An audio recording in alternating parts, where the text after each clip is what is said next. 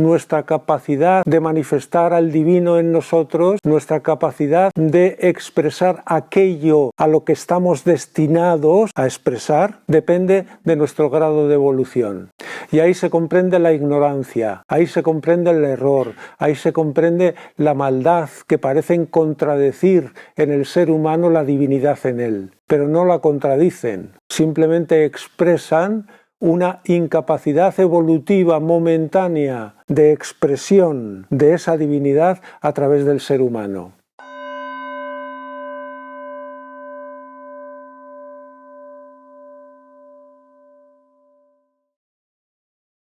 Vamos a hacer un pequeño resumen de lo que hemos visto esta mañana para recordar y enlazar con lo que vamos a ver a la tarde. Estamos tratando el yoga del conocimiento integral. El adjetivo integral es importante en este caso. Jnana Yoga. Veíamos que en la línea del conocimiento, del yoga del conocimiento tradicional, se tiende al conocimiento de la realidad, del absoluto, en su estado puro, no activo, silencioso, inmóvil, autorrecogido, autoconcentrado, en ese estado que está más allá del universo y su movimiento y por supuesto más allá del ser humano individual.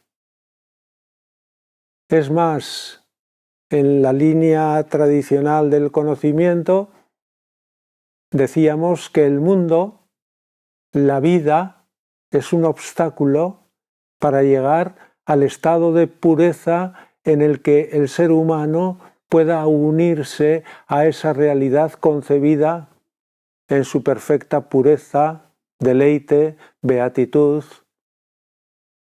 concentrada en sí mismo. Lo que el yoga integral nos dice es que esa realidad es primordial, porque es la esencia, porque es el constitutivo de todo lo que existe, pero todo lo que existe a partir de esa realidad es también una parte y una manifestación de esa misma realidad. Por tanto, no vale solo con realizar al divino en sí, en este estado puro, sino realizar al divino en la manifestación, en la vida, y poder llegar a ver al divino y conocer al divino también a través de su manifestación. Y esto es una aportación muy importante, además teniendo en cuenta que esa manifestación divina en el universo y en el ser humano está sujeta a un proceso evolutivo. Por tanto, introducimos en el yoga integral un término esencial para comprendernos como seres humanos, para comprender nuestra relación con el universo y con lo trascendente, con el divino. Somos seres evolutivos. Y si bien el divino se manifiesta en todo lo creado, porque todo lo creado es parte de sí mismo, parte de su propia conciencia y manifestación de su propia conciencia a través de la fuerza que desde su estado de pureza concentrada en sí se expande y crea todas las criaturas, comprender al divino en todas esas criaturas y comprender al ser humano como una expresión de esa manifestación, pero decíamos evolutiva, es decir, nuestra capacidad de manifestar al divino en nosotros, nuestra capacidad de expresar aquello a lo que estamos destinados a expresar, depende de nuestro grado de evolución. Y ahí se comprende la ignorancia, ahí se comprende el error, ahí se comprende la maldad que parecen contradecir en el ser humano la divinidad en él, pero no la contradicen, simplemente expresan una incapacidad evolutiva momentánea de expresión de esa divinidad a través del ser humano. Y esto sí que es un elemento que tiene mucha fuerza en el yoga integral y que es, creo yo, que obviado o no tenido en cuenta en muchas líneas espirituales. El conocimiento y la realización del divino en su estado inactivo y activo, en su estado no manifestado y en su estado de manifestación, en su estado de concentración y en su estado creativo de expansión. Este es el conocimiento integral. No hay contradicción entre ambos términos. Son estados de su manifestación, son aspectos de su ser esencial. Y por tanto el yoga integral en su conocimiento toma la realización, asume la realización del divino en sí y en su manifestación. Decíamos también que hay modos de conocimiento,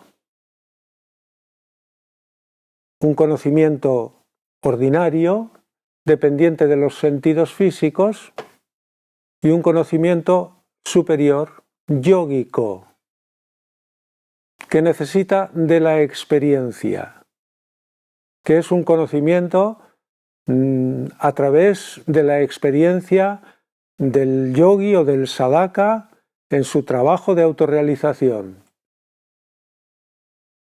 Veíamos que la mente puede aceptar la existencia de Dios, puede incluso a través de sus sentidos físicos comprobar la inmensidad inabarcable del universo, por ejemplo, y mentalmente concluir, tiene que haber una realidad o una entidad, origen de todo lo que existe.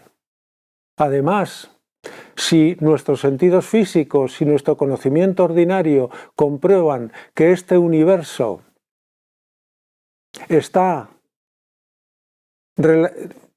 relaciona a todos sus elementos en una armonía total, tiene que haber un valedor de esa armonía, tiene que haber un sustentador, no solo de las existencias, sino un preservador de la armonía que permite la relación infinita de sus infinitos elementos y constituyentes.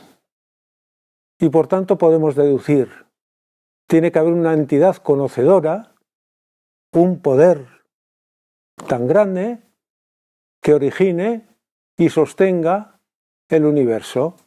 Pero esto es una conclusión intelectual. Uno puede comprender esto y seguir su vida normal, sin ningún cambio, sin ninguna transformación. Su intelecto, evidentemente, se ha ampliado, pero su vida sigue sujeta a las mismas condiciones, a las mismas limitaciones que antes de comprender esto. De aquí deducimos que el conocimiento intelectual en sí, solo si es un conocimiento del intelecto, no es suficiente para nuestro cambio y transformación. Tiene que haber un conocimiento yógico que tiene que ver con la experiencia. Decíamos que hay 3 pasos, una visión interna, que es la luz del alma que nos hace ver al divino con tanta fuerza, realidad y consistencia como vemos o como ve el ojo físico. Decíamos que también hay una experiencia interna, una experiencia mental en la que esa visión es viva, es lúcida y es real. Y decíamos, el intelecto se deleita con la visión de Dios, que hay una experiencia interna, emocional, a través del corazón y del amor. Esto lo veíamos en el Bhakti. Y el corazón se deleita con la experiencia de Dios. Veíamos que hay una experiencia interna sensorial que puede apreciar la belleza de todo lo creado, incluso de muchas de las cosas que crea el ser humano. Y nuestros sentidos se deleitan con la realidad de Dios. Y por tanto, esta experiencia interna, esta visión interna, tiene que concluir al final en una realidad identitaria, en una identidad, porque este es el conocimiento supremo, el conocimiento por identidad, que como dice los escritos védicos, podría llevarnos a afirmar: yo soy Él.